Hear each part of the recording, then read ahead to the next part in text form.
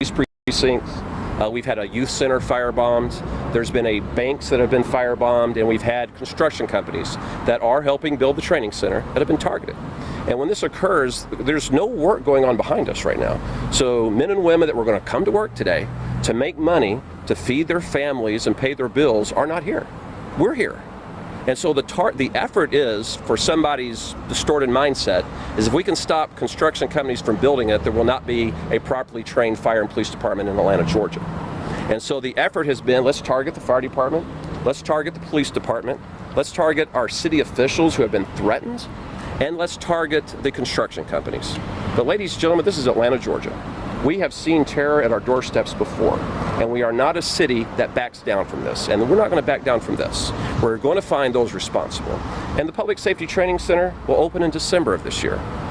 Thanks to committed, civic-minded, patriotic construction companies, it will open this year. And we are going to be a safer and better city beyond that because of a once-in-a-generation investment in our public safety infrastructure. And I would ask that you continue to report that as well, that the center will open in December because of the broad partnership that you see around me and because of companies that believe in doing good in their community. All right, question down here. This morning you specifically brought up an individual who was out on bail. Did you mean that person may be responsible for this? No, sir, we have no indication. We just want to note arrests have been made and arrests will continue to be made. And just because you're going to use the dark of night does not mean you're going to escape the consequence of law enforcement.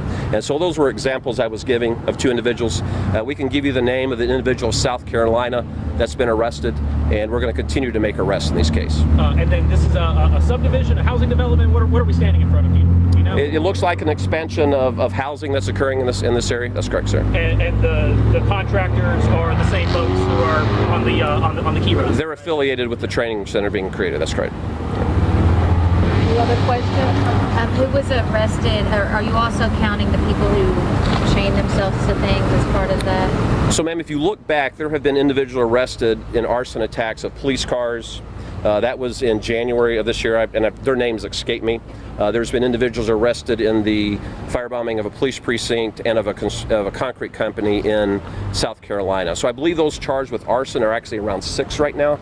I can remember the one name that I gave you today, but our public affairs unit can give you everyone that we've charged with arson so far.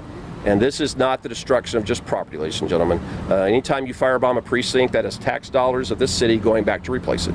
And now we're going to have a company that has to pay to replace their equipment, and this remains dormant. This is an attack on everyone that calls Atlanta home, and this is certainly an attack that caused Kirkwood to be less safe today. Thank you, everybody. So just as the FYI, for updates, visit the Atlanta Police Department website, go to the news section. At the very top will be a section that is related to the Public Safety Training Center.